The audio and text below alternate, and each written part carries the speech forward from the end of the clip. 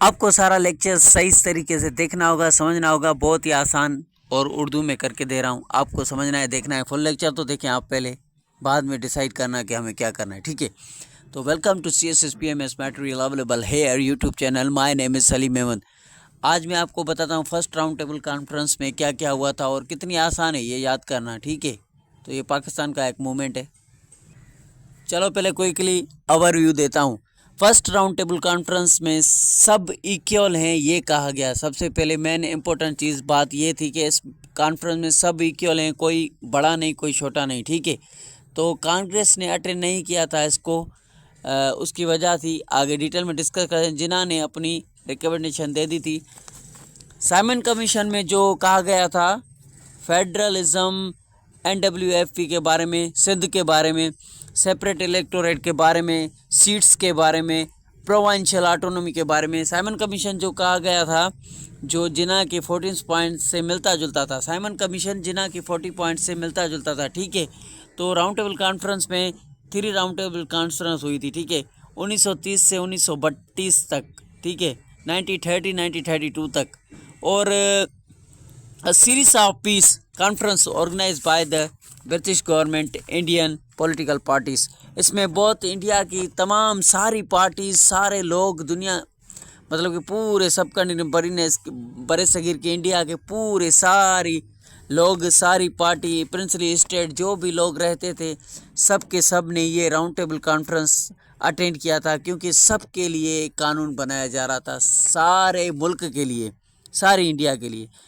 तो इसमें सारी पार्टियों ने डिस्कस की और पार्टीज़ को मैं आपको सेंड करता हूँ पार्टीज़ कौन कौन सी थी। तो देखें ये सारी पार्टीज़ थी। 16 डेलीगेशंस थी ब्रिटिश पार्लियामेंट के ज़रिए, ब्रिटिशर्स के ज़रिए, और ब्रिटिशर्स की, और 16 डेलीगेशन इंडियन प्रिंसली स्टेट थी। प्रिंसली स्टेट्स का एक लेक्चर है वो भी मैं दूंगा। तो 58 डेलीगेशन इंडियन पॉलिटिकल पार्टीज़ थी, ठीक है। और नीचे नाम से लिखे हुए हैं और उनके साथ लीडर्स के नाम लिखे हुए हैं। मैं क्विकली डिस्कस पढ़ता जा रहा हूँ, आपको समझने की कोशिश करनी है कि ये राउंड टेबल कॉन्फ्रेंस में कौन कौन थे और क्या क्या हुआ था, ठीक है।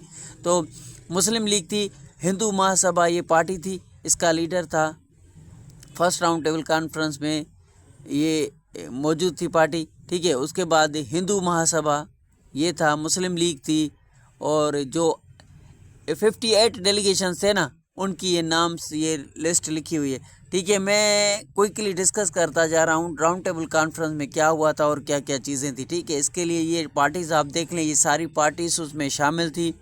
सिख कम्युनिटी से लीडर्स भी थे, सब अनटचेबल्स ये भी पार्टी थी, ये भी लोग थे। इनका रिप्रेजेंटेटिव आया था, बहादुर सप्रू था,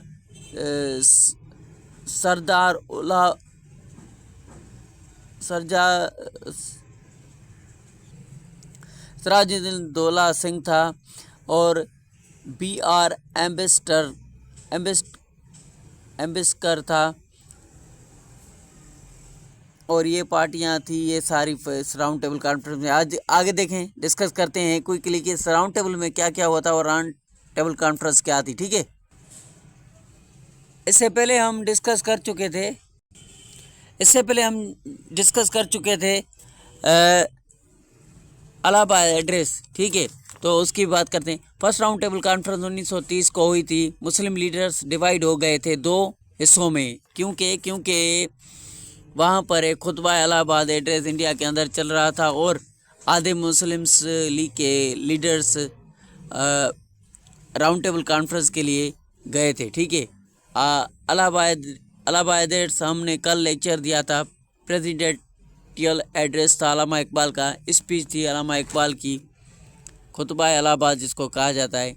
तो इस ये मुस्लिम लीडरशिप डिवाइड हो गई थी। फर्स्ट राउंड टेबल कॉन्फ्रेंस में ब्रिटिशर्स ने करवाई थी। मुस्लिम और कांग्रेस को दावत दी, आप आए और बैठकर बात करते हैं, जो भी मसला है हम ठीक से का। असल में इंडिया के लिए कॉन्स्टिट्यूशन बनाने की बात हो रही थी। नेहरू रिपोर्ट में हिंदुओं के सारे हकूक़, उनके लिए कॉन्स्टिट्यूशन एक अलग अच्छा नेहरू ने बना लिया था, लेकिन उनमें मुसलमानों का कोई फ़ायदा नहीं था। तो जिन्ना ने उसके लिए ही साइमन कमीशन जो थी वो मुसलमानों की पूरी हक में थी और हिंदुओं ने उसको बायकॉट कर लिया। उसके बाद राउंड टेबल कॉन्फ्रेंस में जिन्ना ने कहा, उससे पहले 40 पॉइंट जिन्ना ने दी थी और उसको भी रिजेक्ट कर दिया गया था। ठीक है, तो नेहरू रिपोर्ट में हिंदुओं की डिमांड्स मानी गई थी। साइमन कमीशन और जिन्नास की 40 पॉइंट मिलजुल रही थी, लेकिन उनकी कोई बात मानी नहीं गई थी मुसलमानों की। तो ये मसला चल रहा था राउंड टेबल कॉन्फ्रेंस में। तो ऐसे में अंग्रेज़ों ने कहा, आओ तुम दो पार्टीज़ यहाँ पर बैठकर मसला हल करते हैं। तो देखिए, आप जैसा कहेंगे वैसा ही काम करेंगे, रिफॉर्म्स लेके आएंगे। तो कॉन्फ्रेंस ने कहा, फर्स्ट राउंड टेबल कॉन्फ्रेंस में आएंगे लेकर all Indian Muslim league first round table conference में आई। वो टाइम था जब साइमन कमीशन भी आ चुकी थी। अब ये ऐसा मौका था जब कायद-ए-आज़म के पास बहुत अच्छा मौका था। वो अपने पॉइंट्स कांग्रेस के गैर मौजूदगी में ब्रिटिश से मनवा ले। ठीक है, मनवा सकते थे इस टाइम पर, क्योंकि वो पार्टी नहीं थी इनके जो अगेंस्ट थे इस कॉन्फ्रेंस में, और कायद-ए-आज़म ने किया भी ऐसा। ठीक है, तो ये साइमन कमीशन रिपोर्ट आई है। ये रिपोर्ट आई थी जब कायद-ए-आज़म ने जितने भी गोल्स थे, जिन्ना के टारगेट ऑब्जेक्टिव थे, उनको तकरीबन थी जिन्ना ने मनवा लिया था। कायद-ए-आज़म ने कहा था 14 पॉइंट में जो हमने बात की थी वो साइमन कमीशन से मिल रही थी। ठीक है, साइमन कमीशन में और जिन्नास की 40 पॉइंट्स में कहा गया था, लेकिन बलूचिस्तान में कुछ रिफॉर्म्स नहीं हो सकी। वो आप लेक्चर देखें, आपको समझ में आ जाएगा कि साइमन कमीशन क्या था और उसमें कौन कौन से लॉ थे, जो कि लॉ जिन पे लोगों को चलना है, मुल्क को जिन कानून पर चलना है वो लॉ थे। वो 14 पॉइंट्स भी थी, वो नेहरू रिपोर्ट भी थी। उनमें कौन कौन सी पॉइंट्स थी जो कि एक फ्यूचर कॉन्स्टिट्यूशन बनाने के तरीके उसमें बना रहे थे। ठीक है, आगे देखें तो वो तो हमने आपको डिस्कस कर लिया है। फीडरल सिस्टम के लिए बात की गई थी और NWFP में रिफॉर्म्स की बात की थी। सिंध को सेपरेट किया जाए बम्बई से, ये बात की गई थी। और सेपरेट इलेक्टोरेट, मतलब कि अलग अलग इलेक्शन होनी चाहिए सबकी, और सीट्स मुसलमानों के लिए भी होनी चाहिए 1/3। ये सारी बातें हो गई थी। प्रोविंस ऑटोनॉमी, मतलब कि सूबों को खुद मुख्तियारी दिया है, और सीट्स पॉपुलेशन के हिसाब से हर किसी के लिए सीट्स अलग अलग हो। ठीक है, तो साइमन कमीशन और 40 पॉइंट्स करीबी एक जैसे थे। ठीक है, तो first round table conference fail हुई ना सक्सेस हुई। ठीक है, ना कामयाब हुई ना फेल हुई। तो governor general Lord Irwin of India ने की रेस्पॉन्सिबिलिटी है कि आप कांग्रेस को कन्विंस करें, उनको मनाएं, कन्विंस करके सेकंड राउंड कॉन्फ्रेंस में इंडियन नेशनल कांग्रेस को लेके आएं, ताकि हम बात कर सकें। देखें, ताकि ये आज़ादी का नारा लगा रहे हैं कि ख़त्म कर सकें। जो आज़ादी का नारा लगा रहे हैं, ये इनको कैसे ख़त्म किया जाए। अब उसके बाद ये पैक्ट होता है, इसके बाद ये पैक्ट होता है। अब गवर्नर जनरल ऑफ इंडिया के रेस्पॉन्सिबिलिटी ड्यूटी थी किसी भी तरह से कन्विंस करके सेकंड राउंड टेबल कॉन्फ्रेंस में इंडियन नेशनल कांग्रेस को बुलाया जाए। ये एक पार्टी है, ठीक है, एक मुस्लिम लीग है, मुसलमानों के हक में बात करती है। इंडियन नेशनल कांग्रेस ये इंडियन हिंदुओं के हक में बात कर रही थी। तो ये एक पैक्ट साइन हुआ था, किसके? आर्विन पैक्ट, मार्च 1931 को। ठीक है, political agreement signed by the Gandhi's and Lord Irwin before second round table conference in London. तो ये कॉन्फ्रेंस हुई थी आर्विन पैक्ट, मतलब कि गांधी और लॉर्ड आर्विन थे, इन दोनों ने मिलकर एक कॉन्फ्रेंस किया कि लॉर्ड आर्विन ने गांधी को मनाया, कन्विंस किया कि आप सेकेंड राउंड टेबल कॉन्फ्रेंस में आएँ कि हम मिल बैठकर बात करेंगे कि जो भी आपकी बात शर्त होगी हम मंजूर करेंगे, मानेंगे, वैसा ही हम फ्यूचर कॉन्स्टिट्यूशन बनाएंगे। ठीक है, आगे देखें। और इस पैक्ट में, आर्मन पैक्ट में ये कहा गया कि कुछ बातें कांग्रेस हमारी मानेगी, कुछ ब्रिटिश को माननी पड़ेंगी, ये बात की गई। गांधी ने कहा आपके पास जितने भी कैदी हैं उन सबको आज़ाद कर दो। फिर गवर्नर जनरल ने कहा आप भी हमारी बात मानेंगे, ब्रिटिश की जितनी भी प्रोडक्ट हैं उनको बैन ना करें, क्योंकि फर्स्ट राउंड टेबल कॉन्फ्रेंस के बाद गांधी जी को नहीं बुलाया गया तो गांधी जी ने गुस्से में सबको बाहर निकाल के फर्स्ट सिविल डिसोबीडियंस मूवमेंट शुरू किया था। सिविल डिसोबीडियंस मूवमेंट में क्या था? सिविल डिसओबीडियंस मूवमेंट में ब्रिटिशर्स के तमाम जो भी गुड्स थे, जो भी सामान था उसका, जो कि यहाँ पर बेचते थे, स्कूल थे, कॉलेजेस थे, सबको बायकॉट कर दिया गया था। और गांधी के पीछे पूरा देश खड़ा था, गांधी के पीछे पूरी इतनी आवाम थी। तो फर्स्ट राउंड टेबल कॉन्फ्रेंस इसके लिए फेल हो गई थी क्योंकि गांधी के पास इतनी बड़ी आबादी है पीछे थी, तो उसके बिना मुल्क में कैसे अमन होगा और कैसे कॉन्स्टिट्यूशन बनेगा, वो नहीं बना सकते। इसके लिए गांधी आर्मन पैक्ट हुआ था, तो गांधी की ये बातें मानी पड़ी, इसलिए गांधी ने फर्स्ट राउंड टेबल कॉन्फ्रेंस को बैंड किया था और सिविल डिसोबीडियंस मूवमेंट्स को शुरू किया था। दोनों राजी थे इस बात पर। सेकेंड राउंड टेबल कॉन्फ्रेंस की अब नेक्स्ट हम बात करेंगे। चलो अभी क्विकली डिस्कस करते हैं। ये थर्ड राउंड टेबल कॉन्फ्रेंस हुई थी।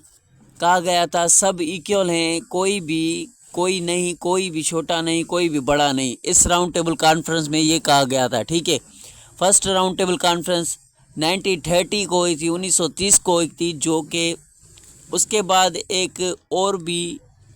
अब जब राउंड टेबल कॉन्फ्रेंस शुरू हुई उससे पहले क्या हुआ था, थोड़ा बैकग्राउंड में देखें।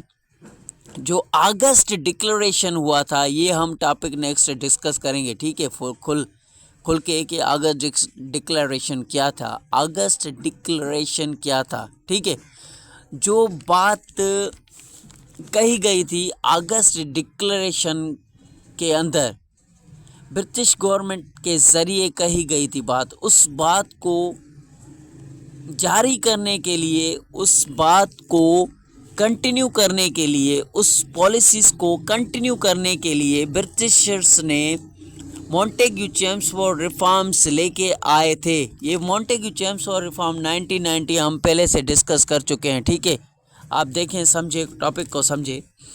तो मॉन्टेग्यू चेम्सफोर्ड रिफॉर्म्स लेके आए थे। ठीक है, इस एक्ट जो रिफॉर्म्स किए गए थे, इस एक्ट में जो रिफॉर्म्स किए गए थे, हम पहले लेक्चर में उसको डिस्कस कर चुके हैं। ठीक है, जो इंडिया के लिए न्यू रिफॉर्म्स थे, फ्यूचर के लिए न्यू लॉ थे, न्यू कॉन्स्टिट्यूशन बनाने के लिए मॉन्टेग्यू चेम्सफोर्ड रिफॉर्म्स में रिफॉर्म्स लेके आए थे। वो इंडिया के फ्यूचर कॉन्स्टिट्यूशन और लॉ बनाने के लिए कैसा कानून होगा, कैसे मुल्क को रन करेंगे, कैसे मुल्क को चलाएंगे, ऐसी बातें की गई थी मॉन्टेग्यू चेम्सफोर्ड रिफॉर्म्स में। इस एक्ट में ये भी कहा गया था कि हम 10 साल के बाद एक कमीशन भेजेंगे इंडिया में। वो कमीशन क्या करेगा? वो कमीशन ये देखेगा, ये रिव्यू करेगा कि ये जो मॉन्टेग्यू चेम्सफोर्ड रिफॉर्म्स में हम रिफॉर्म्स लेके आए हैं, इंडिया के लिए जो कानून बनाया, ये कानून कैसा चल रहा है, उसको रिव्यू करने, उसको देखने के लिए 10 साल के बाद एक कमीशन भेजी जाएगी। उसके बाद न्यू कॉन्स्टिट्यूशन के लिए न्यू लॉस लेके आएंगे। ठीक है, उस कमीशन के बाद कानून कैसा रहा, मॉन्टेग्यू चेम्सफोर्ड रिफॉर्म्स इंडिया के लोगों के लिए, मुल्क के लिए कैसा रहा, सही था, नहीं सही था, उसमें जो कमी थी, जो कोताही थी, वो उसको रिव्यू करने के लिए हम साइमन कमीशन भेजी थी। फिर उसने 10 साल के बाद, ठीक है, वो कमीशन मॉन्टेग्यू चेम्सफोर्ड में उसके लिए कहा गया था। यहाँ पर जिन्ना ने लॉर्ड आर्मन को कहा इस कॉन्फ्रेंस में इंडिया की हर एक लीडर्स, हर एक पार्टीज को बुलाया जाए। ऐसा कहा गया था। किसने कहा था? लॉर्ड ऑर्बिन ने ये बात की थी, मानी गई थी। ठीक है, ये जिन्होंने लॉर्ड ऑर्बिन को ये सलाह दी, ये मशवरा दिया, उसको कहा कि इस कॉन्फ्रेंस, जो ये राउंड टेबल कॉन्फ्रेंस होगी, इसमें सारी तमाम की तमाम जो भी पार्टीज़ हैं ना, उन सबको इनवाइट किया जाए, उन सबको बुलाया जाए, उन सब से बैठकर बात की जाए। जो पहले राउंड टेबल कॉन्फ्रेंस में लंदन में 1930 में की गई थी। ठीक है, तो लॉर्ड जॉर्ज ने फर्स्ट राउंड टेबल कॉन्फ्रेंस को शुरू करवाया और फर्स्ट राउंड टेबल कॉन्फ्रेंस के चेयरमैन थे। तो आगे देखें, जो पहली राउंड टेबल कॉन्फ्रेंस थी ये लंदन में हुई थी 1930 में। तो लॉर्ड जॉर्ज, ये एमसीक्यूज में लॉर्ड जॉर्ज और ये नाम आते हैं ना, इसके लिए मैं नाम बता रहा हूँ, आप नाम लिखते जाएं। ठीक है, तो लॉर्ड जॉर्ज ने फर्स्ट राउंड टेबल कॉन्फ्रेंस को शुरू करवाया था और राउंड टेबल कॉन्फ्रेंस के चेयरमैन थे रैमजे मैकडोनल्ड्स। ये भी एमसीक्यू से याद कर लेना, जो स्क्रीन टेस्ट में सीएसएस में आ सकता है। ठीक है, जो ब्रिटिश के प्राइम मिनिस्टर थे। फर्स्ट राउंड टेबल कॉन्फ्रेंस नवंबर 1930 से लेकर जनवरी 1931 से तक चली थी। ठीक है, ये भी एमसीक्यू से याद कर लेना। आगे देखते हैं, तो सब ने इस फर्स्ट राउंड टेबल कॉन्फ्रेंस को अटेंड किया था, लेकिन इंडियन नेशनल कांग्रेस, जिसके लीडर गांधी थे, नहीं किया था, क्योंकि नेहरू रिपोर्ट में की गई डिमांड्स को माना नहीं गया था। इसलिए इंडियन नेशनल कांग्रेस ने सिविल डिसोबीडियंस मूवमेंट को शुरू कर दिया।